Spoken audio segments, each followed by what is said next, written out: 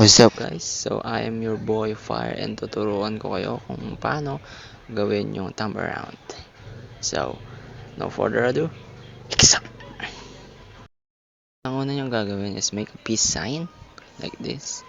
Then, ilagay nyo lang itong peace sign na to dito sa medyo dulo dito sa pen spin.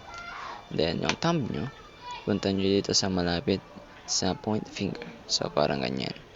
Then, pigayin nyo lang tong thumb nyo like this, then release, parang ganon, then let go, parang ganon. So ganon,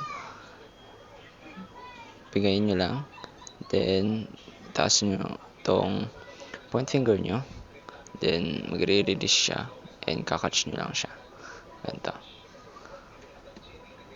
like that.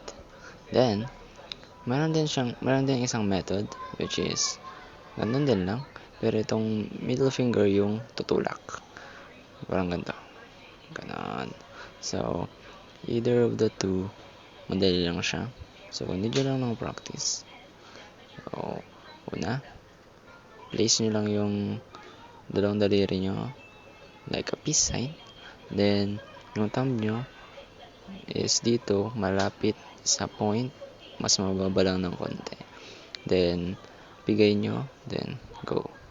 Isa-isa naman dito sa thumb, ay sa middle finger, release, then itulak nyo lang like this. So hope it helps. See you in the next video. Ikisa!